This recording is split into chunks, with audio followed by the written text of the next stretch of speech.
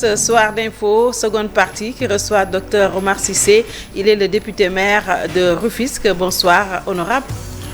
Bonsoir, Vida. Alors, aujourd'hui, les députés Yewwi ont voulu tenir un sitting devant l'Assemblée nationale, mais le préfet a dit non pour trouble à l'ordre public. Déjà, comment est-ce que vous avez accueilli ce refus du préfet de Dakar? Bon, c'est pas la première fois que le préfet serve un refus pareil. Vous savez, c'est 53 députés de Yewwi qui voulaient faire un sitting devant l'Assemblée nationale et qu'on leur parle de risque de trouble à l'ordre public, entrave à la circulation des biens des personnes, entrave au service public. Mon Dieu, tout le monde sait que il ne faut pas se faire des illusions. Même si on avait demandé à faire un sitting à l'intérieur de l'Assemblée nationale, il nous servirait la même chose. C'est vraiment ridicule. Ouais. Mais je pense que les Sénégalais devaient comprendre pourquoi les députés Yewwi, ça n'existe pas les députés Yewwi, c'est les députés mais qui ont été investis par la liste Yewwi et qui ont été élus par la liste Yewwi, ont voulu faire ce sitting, c'est ça qui est essentiel. Oui. Après, vous avez quand même tenu un sitting à l'intérieur de l'Assemblée nationale. Oui, nous avons manifesté à l'intérieur de l'Assemblée nationale, on a fait suivre par un point de presse aussi. Mais c'était quoi l'objet de ce sitting et de cette conférence de presse? Mais c'était pour refuser l'inertie dans laquelle le président de l'Assemblée nationale veut installer l'Assemblée nationale. C'est-à-dire? Vous savez, l'Assemblée nationale peut jouer un immense rôle. Les populations avaient investi une confiance énorme à la rupture dans cette 14e législature. Nous aussi, en tant que députés, surtout dans le groupe parlementaire Yewwi, nous avons assumé cette tâche. Je vous dis qu'au bout de 4 mois, au-delà de la période du marathon budgétaire, novembre, décembre, vous avez tous vu notre posture durant ce marathon budgétaire. Mais l'Assemblée doit continuer à vivre, à être animée de façon continue. L'Assemblée doit être un cadre de débat où les questions qui assaillent les Sénégalais sont débattues de façon transparente, de façon objective et de façon scientifique.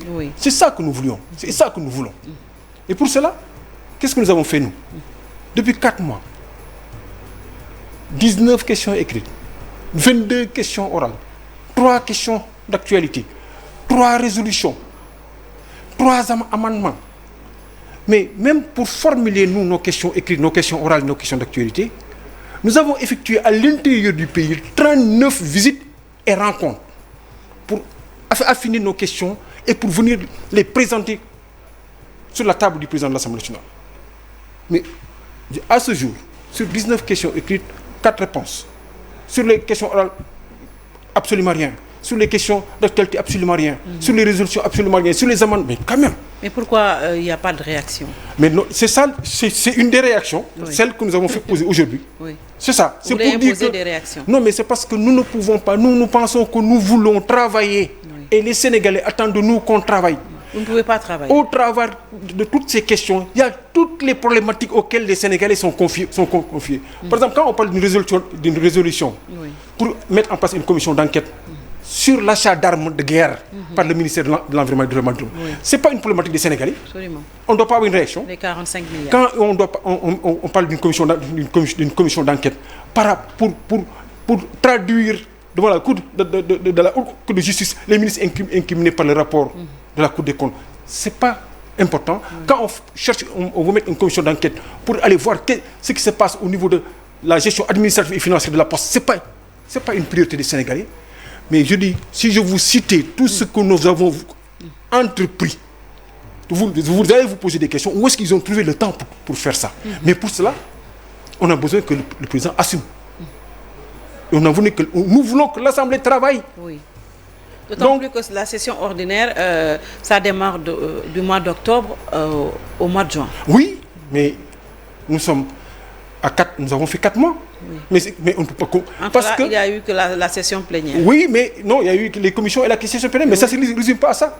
Pour contrôler l'action du gouvernement et pour évaluer les politiques publiques, nous avons un ensemble d'instruments qui existent. Et nous les avons investis. Nous avons formulé toutes ces questions-là. C'est pour qu'il y ait un débat au sein de l'Assemblée nationale. Et les Sénégalais sont doués de raison. Ils vont voir que... Mais aujourd'hui, le gouvernement déroule. il fait ses conseils de ministres, il fait ses conseils de ministres décentralisés. Oui. Mais l'Assemblée doit dérouler. Absolument. Et mais regarde sur les questions orales. Mais quand même, la situation des universités, mais il y a tellement de questions auxquelles mais toutes ces questions-là que les Sénégalais agitent. Nous sommes des élus du peuple, représentants du peuple. Nous les formulons au niveau de l'Assemblée, à charge au président de l'Assemblée, avec le bureau, d'aller trouver un cadre pour qu'avec l'État, avec le gouvernement, qu'on vienne débattre au niveau de l'Assemblée nationale. Le gouvernement également ne réagit pas par rapport aux questions d'actualité. Mais vous savez, ça suppose il faut que le président de l'Assemblée nationale assume d'abord son rôle de président de l'Assemblée. Nous savons que c'est trop lui demander. Pourquoi? Il n'en a pas l'étoffe. Il n'est pas venu pour ça. Il est venu pourquoi? Il est venu pour... Au fait, comme certains le disent, c'est le président de la République qui est le président de l'Assemblée nationale. Et pourtant, moi, c'est après avoir été élu député que j'ai compris que l'Assemblée nationale aurait pu être un cadre extraordinaire. Oui. Tous ces débats que les Sénégalais agitent dans tous les coins de rue, leur lieu d'expression, c'est l'Assemblée nationale. Oui. On ne dit pas, mais c'est des questions, c'est des résolutions, c'est des amendements sur lesquels le gouvernement est suffisamment outillé avec ses experts pour apporter des réponses. On sera en face d'eux et on va débattre. Oui. Et les Sénégalais se feront, mais ils sont quand même suffisamment objectifs pour comprendre où se trouve la vérité. Oui. Mais c'est comme si on supprime un pouvoir au niveau de ce pays. Oui. C'est ça qui nous a fait mal. Enfin, Yewwi veut montrer ou veut parler aux Sénégalais pour leur dire que si l'Assemblée ne bouge pas, si l'Assemblée ne travaille pas, ce n'est pas la faute à Yewwi, mais plutôt à la majorité. Non, mais Yewwi veut aller plus loin. Oui. Nous voulons on va pousser l'Assemblée à travailler. Nous, on ne veut pas... Les 53 députés de Yewwi. On va pousser l'Assemblée à travailler. Quand on s'est dit... Mais vous avez tenté avec des questions orales, d'actualité, des résolutions, ça ne marche toujours pas. On va tenter avec tous les mécanismes possibles. L'Assemblée doit travailler. Absolument. Les gens sont payés pour travailler. Oui. Les gens ont mis un budget, sur le budget de 20 milliards. Il faut même exercer un contrôle, pas de contrôle. Toutes ces questions, il y a un mur. Mais non, nous disons oui, nous alertons, mais nous ne dédouanons pas. Nous alertons les Sénégalais, mais... pour leur dire que nous allons continuer pour forcer l'Assemblée à jouer son rôle. Absolument. Ce n'est pas pour dire que pour forcer l'Assemblée à faire ce que nous voulons. Non, pas du tout. Oui. L'Assemblée est une institution dotée de ressources, de moyens, de capacités et dotée même d'attributs qui lui permettent d'exercer un rôle immensément important pour les populations sénégalaises. Mais nous allons le pousser à porter ce manteau. N'en déplaise à tous ceux qui ne voudraient pas que le législatif fonctionne. Tous ceux qui pensent que le législatif doit être à la remorque, à la solde de l'exécutif, ce n'est pas notre entendement. Nous sommes des députés. Nous sommes tous investis de la confiance des populations. Absolument. Elles attendent de nous que nous prenions en charge réellement leurs propres préoccupations au sein de l'hémicycle. Après 4 mois, nous ne sommes plus d'accord qu'il y ait une omerta sur le débat que nous voulons instaurer sur les problématiques, sur les préoccupations. Les Sénégalais, en tout cas, s'attendaient à cette rupture. C'est pourquoi ils ont coupé la poire en deux, en donnant 82 députés et 80 députés à l'opposition, 82 à la majorité. Mais on a comme l'impression, comme vous dites, c'est l'omerta, rien ne bouge, pas de rupture jusqu'à présent. Oui, mais je pense qu'on a quand même... Regardez depuis notre installation. Durant la période des commissions, surtout durant la période budgétaire et même des plénières sur le budget, c'est ce type de débat que nous avons installé. On se disait qu'ils vont être frileux à reconduire de tels débats. C'est la peur de ce type de débat qui fait qu'il y a une omerta à ce niveau-là. Sinon, comment comprendre qu'on pose des questions, qu'on formule des amendements, qu'on formule des résolutions sur des questions essentielles, mais regardez sur le rapport force Covid. Quand même, on ne peut pas... de la Cour des comptes. Une question orale, une question d'actualité. On dit, mais c'est une question d'actualité. Venez qu'on parle qu'on en débatte. On n'a pas dit, venez que tout le monde accepte notre propre point de vue. Non, on a dit, venez qu'on en débatte. Mais ils ont une peur bleue de cette confrontation contradictoire utile pour les Sénégalais. Oui.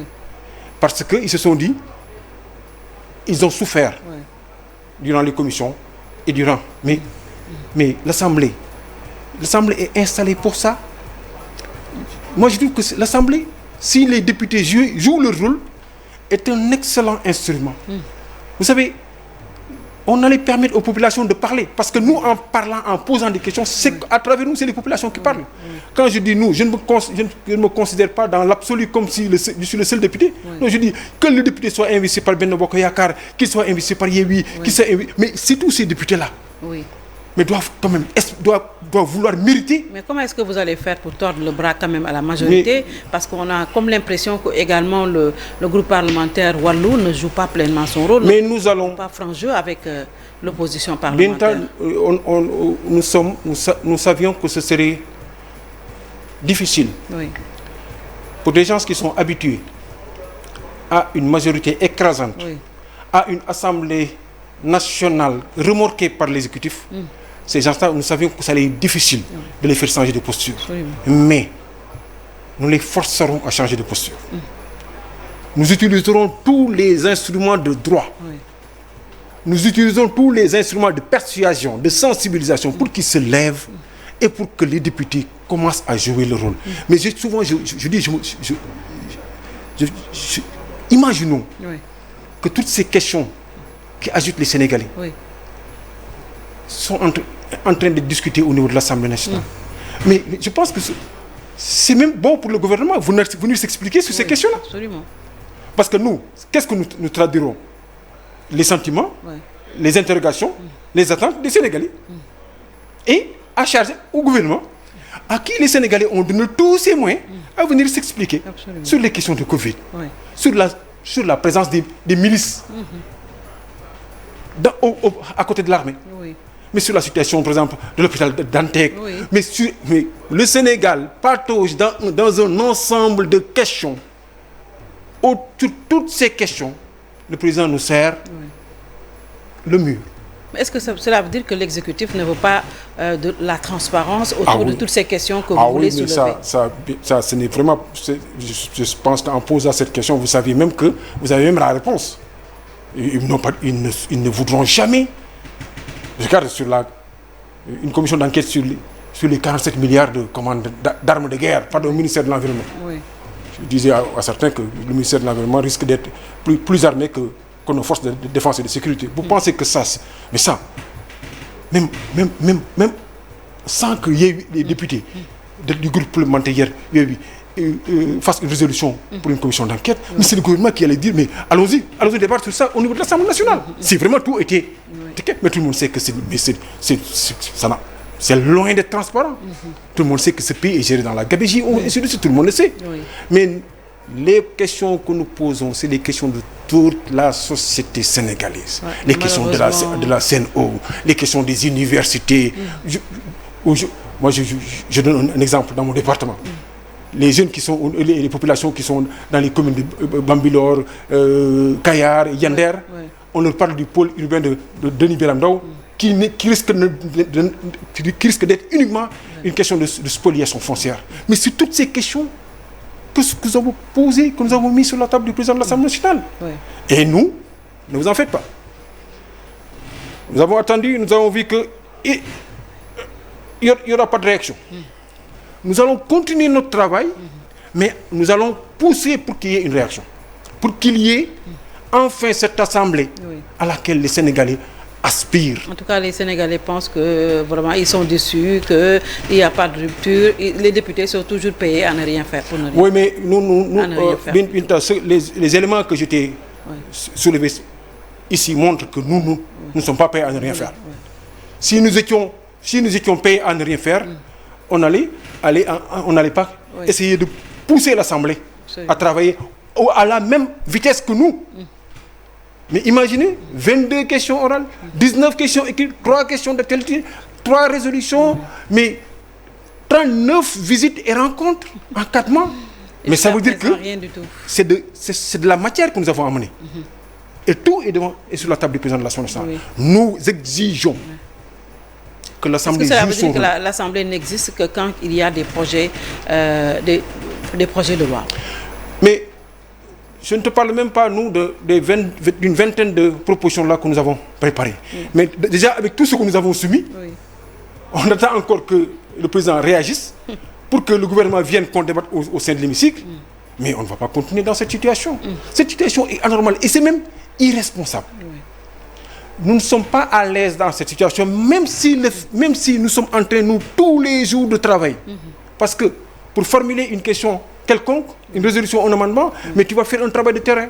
Tu vas visiter des gens, tu vas rencontrer des gens, tu vas la formuler et tu vas mettre ça sur la table du président de l'Assemblée nationale. Ça veut dire quoi?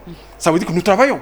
Quelle est l'étape qui reste? L'étape qui reste est celle où le gouvernement, qui a été doté de toutes ses ressources, de tous ses moyens, qui a reçu toutes les questions, viennent en face des députés, qu'on débatte sur ces questions. Mais on sait bien que mais les Sénégalais sont objectifs. Ils verront où se trouve la vérité. Absolument. Mais qui a peur d'un tel débat? Mais nous pensons que c'était notre crainte. Parce que nous connaissions tous. Vous savez, souvent quand on nous voyait ne pas accorder tout le respect au président de l'Assemblée nationale, les gens disaient que c'était déplacé. Mais il nous montre carrément que il n'est que le prolongement de ce... Est-ce qu'il n'a pas les liés également? Parce que, également, vous l'avez dit, c'est le président de la République qui a porté son choix sur lui. Mais qu'il a été quand même élu par les Sénégalais. Ça veut dire que, avant toute chose, c'est un député. Il doit assumer. Qu'il soit maintenant uniquement le fer-volant du président de la République, nous, on le savait au départ. C'est pourquoi on pensait que devant cet état de fait, ce que tout le monde redoute, il allait quand même se rebuffer pour ne pas à ce que ça arrive. Et je pense que moi j'interpelle aussi tous les autres députés.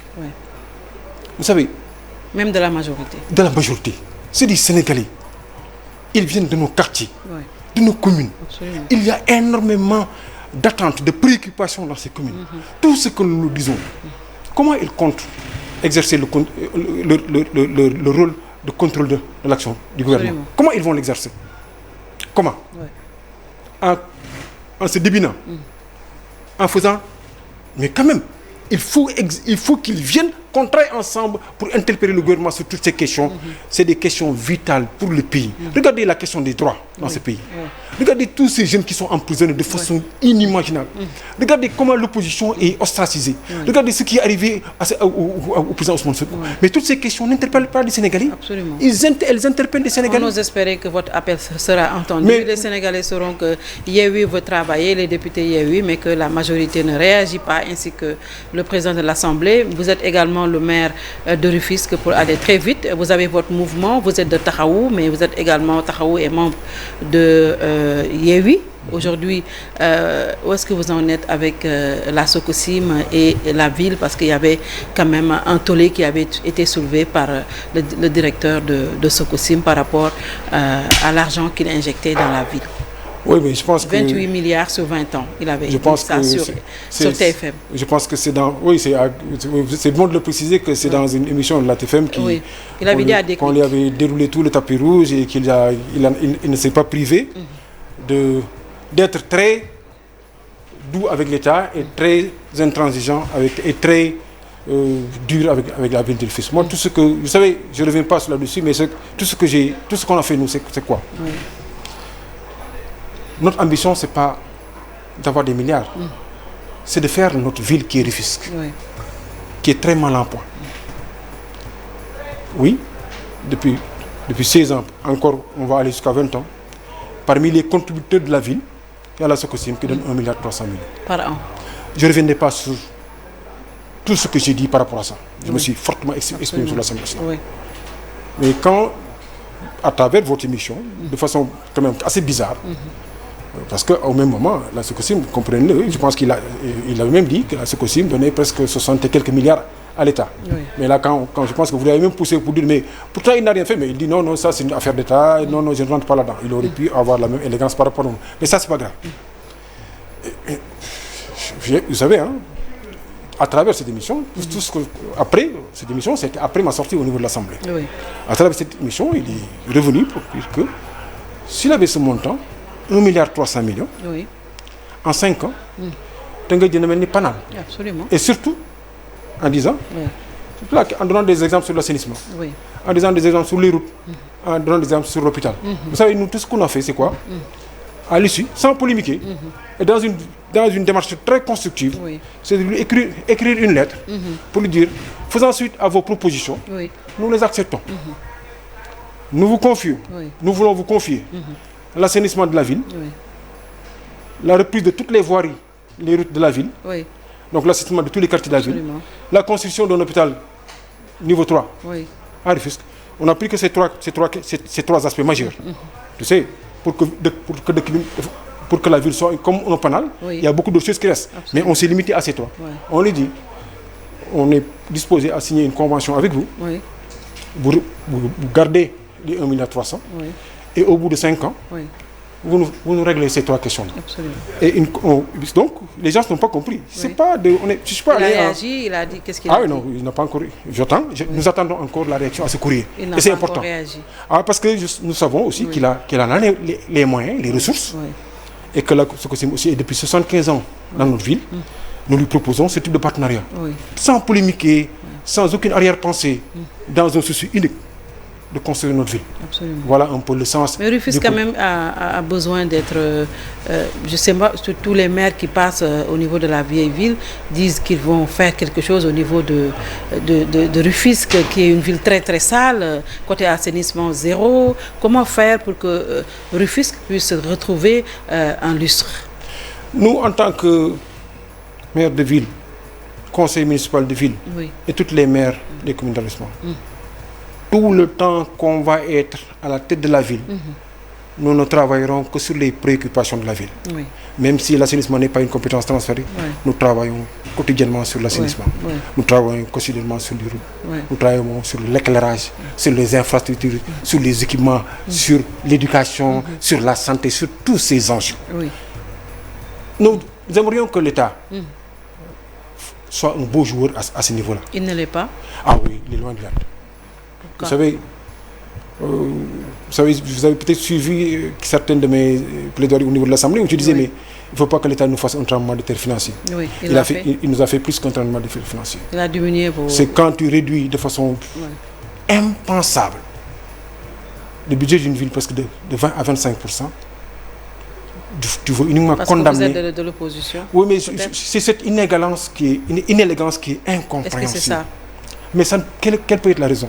Donc vous demandez à l'État de vous laisser travailler tranquillement. Mais je dis, si on ne se devine pas, donc vous avez la question de l'assainissement qui est une question entre les mains de l'État. Malgré ça, nous disons non.